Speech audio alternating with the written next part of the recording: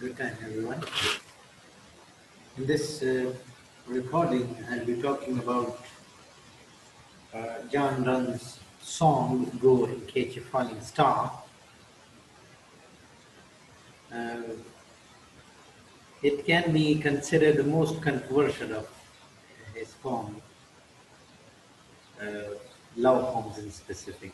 Although the feminists or those who are uh, looking for the advancement and empowerment of women, they do not look um, at John Donne with kind eyes. Rather, he's being bashed time and again, and is not considered to be a very kind person with respect to femaleness of women. But in the rest of his poems, he may be excused up to an extent, but to India and to Diana, the two poems that he wrote, uh, what he himself calls age of innocent profanity. There also, he has referred to this thing that there is this problem with women at whatever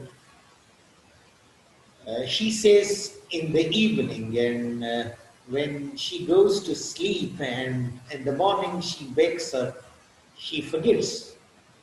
And she says she hasn't made any such promise. This is to Anthea, a poem which I had read some 8, 10 years back, where he made this claim.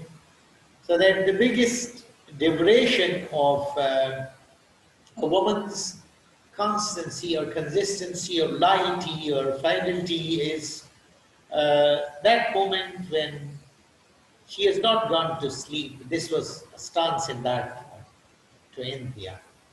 But here in Go and Catch a Falling Star, he has crossed all the limits, and he is of the opinion that women can never be uh, trustworthy, and whatever promises she makes or not reliable, and most probably uh, they are forgotten, and because of the nature, the nature which is constantly infatuating and a flirting type of nature, that is, they are engaged or interested in one person one day and the other person the other day. Specifically, the last lines where he refers to "ere I come to 1, 2, 3." Well, ere I come to 2 and 3, that is two possibilities. One is that, before I reach her, that is, she might have changed 2 or 3 levels before that I reach her in that little.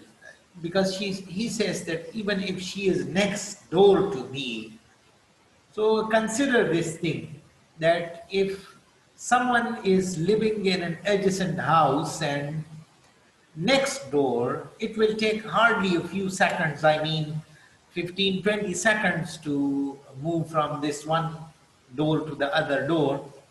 But John Donne says that he cannot believe that she will remain, although the time you met her, uh, she was loyal and she was consistent till that moment.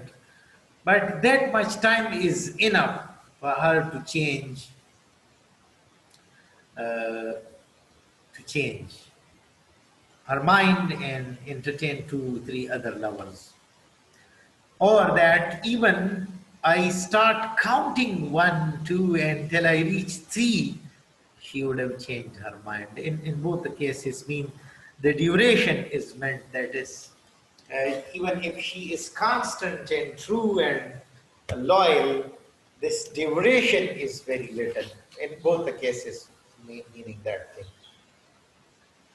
John Donne begins with talking of impossibilities turned into possibility and listing a number of impossible tasks done by anyone, and that anyone who has achieved impossible tasks is asked to uh,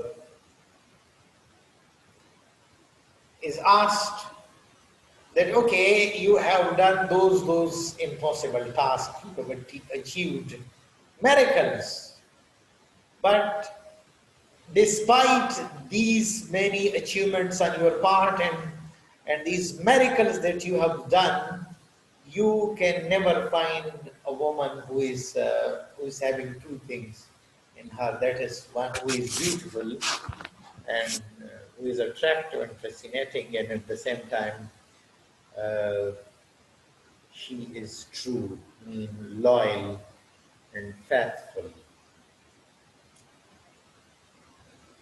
After John Donne, uh, Alexander Pope also entertained certain things, and even before them, Shakespeare and Richard III was doing things with Queen Maud and Queen Margaret and Duchess of York and so many other people.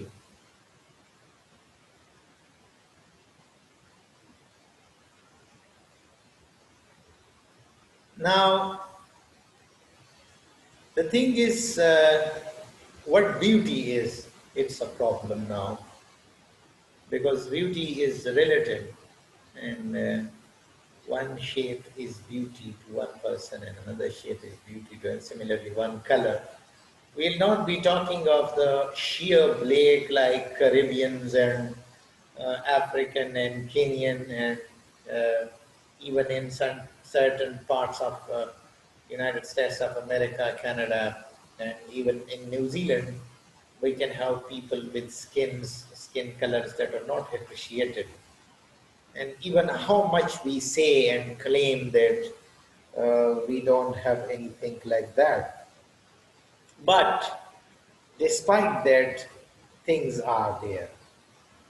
Things are there where we look for certain colors, specifically what we call in our mother tongue Gandhavi, in Urdu language we call it Gandhavi, Sanoli, and in Pashto we call it Ghanam Rangi.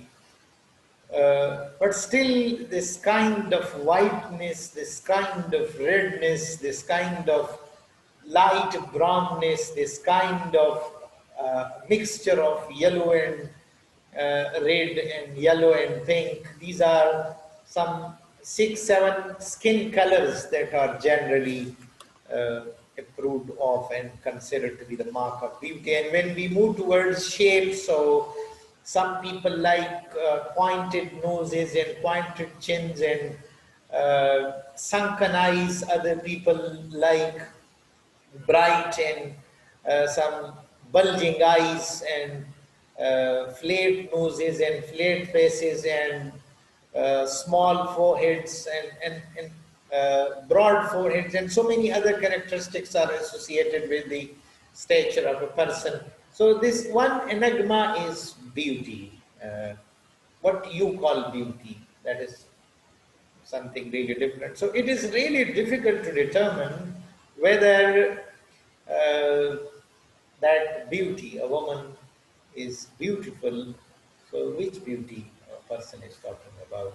But the general concept is that there are cases in which uh, a woman becomes popular as beautiful, and then these gradations are not considered. It's a vague discussion I'm referring to, but this problem exists there. But on my own side, there is this excuse that I have developed for beautiful women. Although I said that it's very difficult to decide which woman or which girl is beautiful, but still, if we have something like that and we have unanimity with respect to the beauty and the fascination of one particular girl or woman, so that is there is an excuse for it. Human beings are limited in many capacities, and similarly, if a woman, a lovely woman, beautiful woman, she is being proposed by 100 or 200 men, so she can't be accommodating all of them.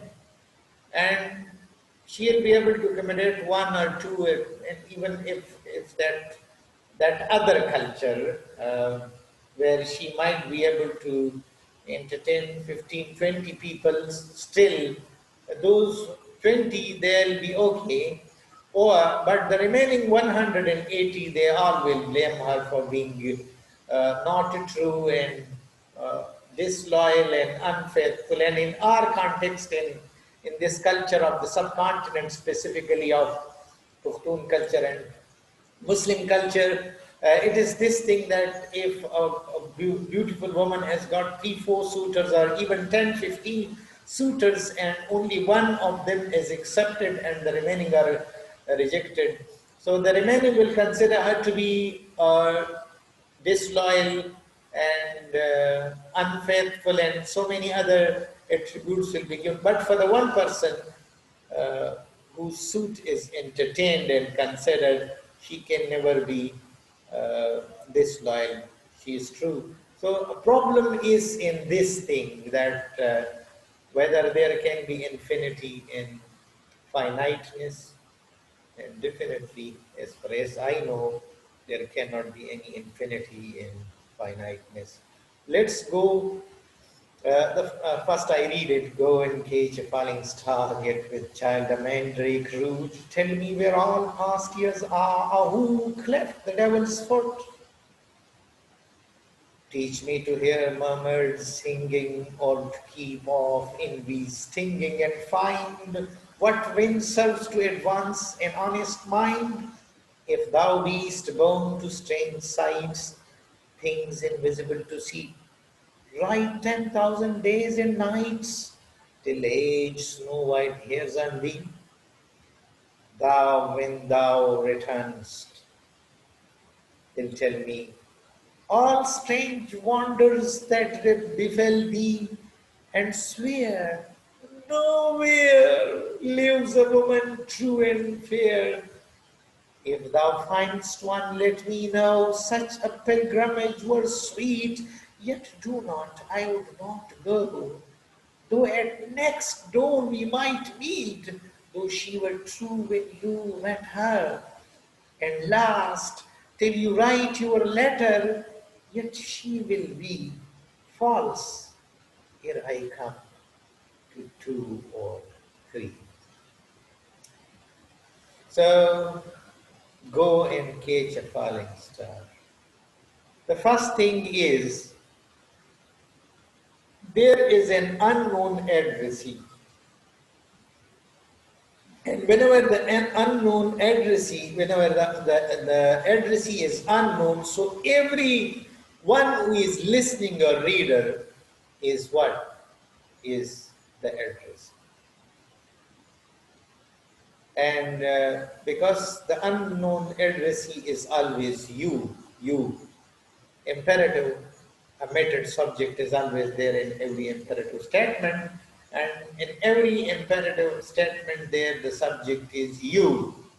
Come here, so means you come here. Read this poem, so it means you read this poem, and so on. So, and Michael Swan in his practical English usage states that you is sometimes used in the sense of an indefinite pronoun. Indefinite pronoun, and that it may refer to anyone. So every man, but here in this context, because women will not say this thing that that beautiful women are not true, and they are not loyal. So definitely in the discourse of patriarchy, the case will be that a man is the addressee of the statement, go and catch a falling star. Falling star is meteorites. You might have studied meteorology and meteorites, Shabbos, etc. They are considered to be falling star. And because you might have heard this thing that why there is a light and a tail is framed behind them, it is because of the fraction with the stuff in the space, the medium in the space, and the speed. So the point here is that the speed of the falling star is that fast that it is impossible to catch one. So you may do that thing, get with child a mandrake root. Mandrake is a plant and its root is like human figure, but still that root and that plant cannot be turned into a human child. It's almost, not almost, it's really impossible. Tell me where all past years are. So you have, if you do these two impossible task. One is that you catch a falling star. The second is that you turn a plant into a child, and that you recover the past years. You bring back the past, or you discover the person who has split devil's foot into two. Teach me to hear mermaid singing, and because mermaids, they are, mermaids are supposed to be imaginary or fictional creatures. Jalpari, that is, you might have seen certain videos there. So when the creatures themselves are fictitious and imaginative, how can their songs be heard by? That is also impossible, but in case you do that as well, or to keep off envy's stinging. And you have this power that you keep away the stinging of envy.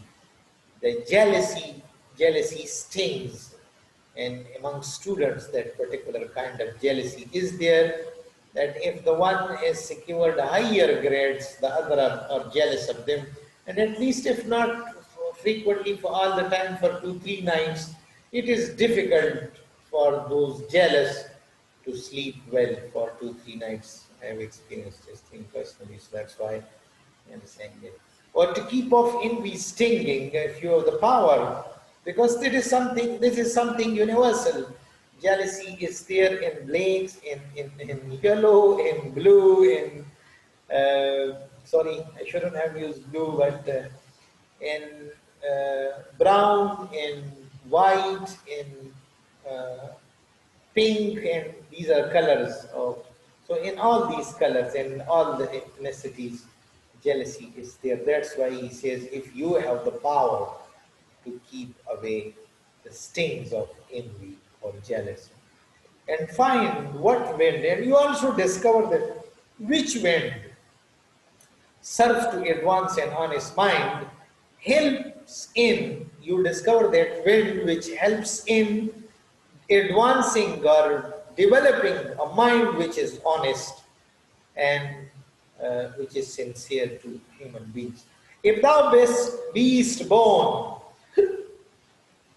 to strange sights, and born mean taken here in the sense of taken, if you are being taken to strange sights, places where you have seen strangeness, things invisible to see, or in that case, that if thou be born to strange sights, mean that you have strange power in your eyes, in your sights, things invisible to see. And with the help of those strange sights, you are able to see invisible things.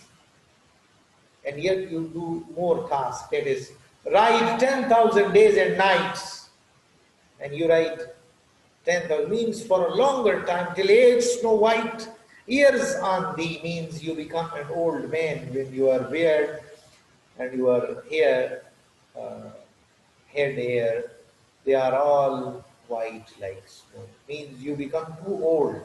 You have spent 100 years, or according to Christian belief, at least 70 years of life. Thou, when thou returnest, will tell me. And when you have done all these wonders and you return, so you will tell me one thing. You will tell me all strange wonders that befell thee. And so many strange wonders and so many miracles, happened to you. But despite that, and swear, and you will also swear, nowhere lives a woman true and fair. And you know, this is such a rare thing, such a miraculous thing, that despite those many impossible things, one cannot find this thing. If thou findest one, let me know. And if you find, if you discovered one such lady, such a pilgrimage you are. So look at this pilgrimage. It is again, because I talked of this thing in another recording as well, like sanctifying this thing, that such a pilgrimage was sweet, visiting such a lady who is true and fair. It is really sweet. It will yet do not. But I will not. I will not go. I will not go. Why? Though at next door we might meet, that she is very near to me. Though she were true when you met her, the moment you met her, at that moment she was true, she was loyal, she was faithful, and last. Till you write your letter, and till that moment when you were writing your letter to her, at that time she might be uh, true, yet she will be false. But she will turn the otherwise, she will turn to be disloyal, unfaithful, ere I come to two or three. So here I come. If I go to her home, before I go to her home, she would have changed two or three lovers by that time. Or if I start counting and I reach three, she would have changed her mind. So this is the thing about. I have written certain things about this thing. You might read, and one important thing that Rani Khan's, Hamza Baba's poem, when he says, "The zan pa nandara de, the jahan pa aina ki, heran mashapadi, chiham pakhpala da jahan de." This means that why Dunn is looking at, I have explained it a bit somewhere in the written, that why Dunn is suspicious and entertaining doubts about women is that Dunn himself is not faithful. He himself is the one who is always, as Ghani Khan says, बंदर में भी रंग महल की नवे नवे जानान वाली पसहरा की सुगुलुना तो रश्क चरागान वाली तल त्यारे की दे रुकीगी तल रणा के हम उड़ंदीगी दे बचे द तगय्युर दे यो हालत की नटिंगीगी. I mean to say that change is required, and human beings do not like monotony. They do not like monotony. So that's why Dunn probably having the white around him, and because he himself belonged to the white race, the British white race. So definitely he might have changed his mind 1,000 times, and he would have changed some 100 beloveds. In another poem that we will be discussing in a sonnet, I might refer to that, where he is talking of that how he had been engaged with a number of girls. So because he himself was not faithful and constant, so he was projecting his unfaithfulness and disloyalty onto women. But the problem was with him. So he feared that if he is not constant and loyal with one particular woman, so that they were not, he was fearing that women will also have this thing. It's my personal reservation on him. And this is why I have referred to Hamza Baba's line, the zan pa nandara de, the jahan pa aina ki.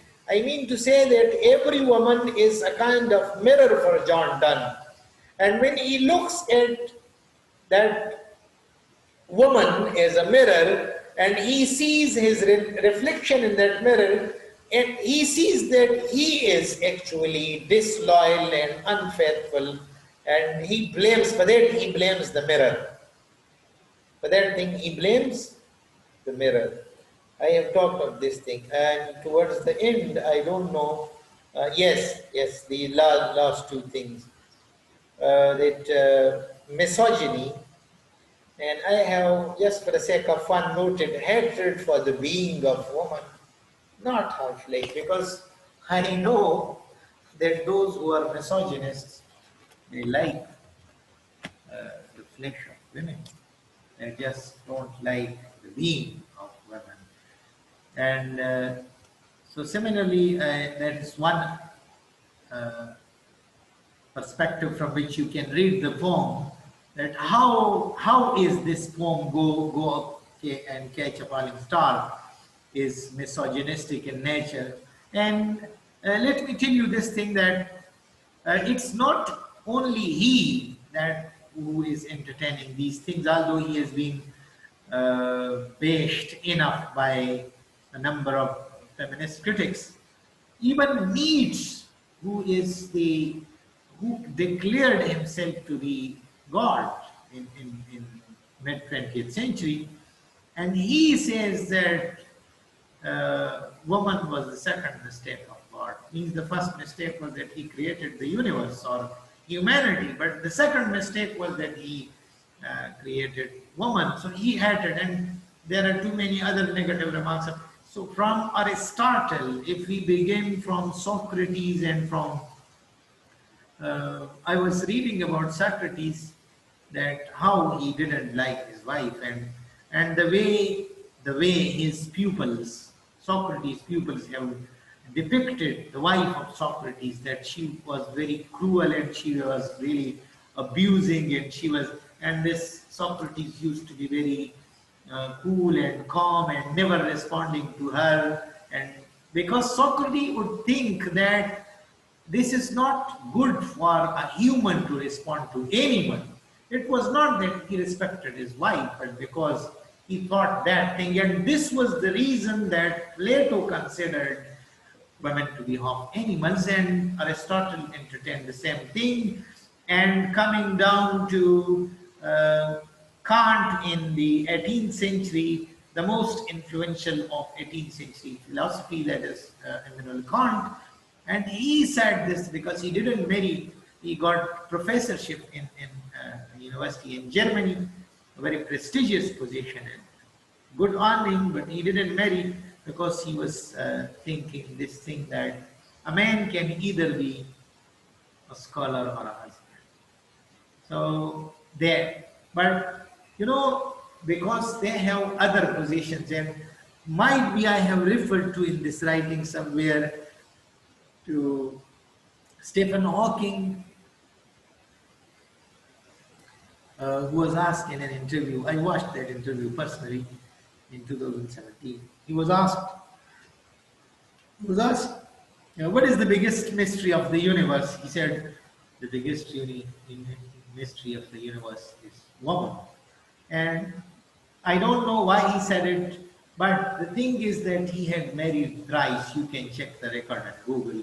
He had married thrice, and definitely he would have experience with that kind of thing. I do not mean to emphasize this thing that done is true. I'm just saying that only certain people become victims.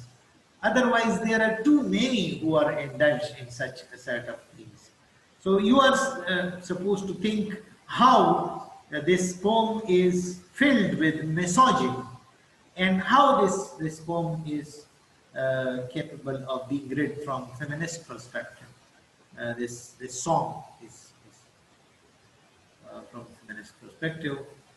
Thank you very much. I hope it helps you. Thank you.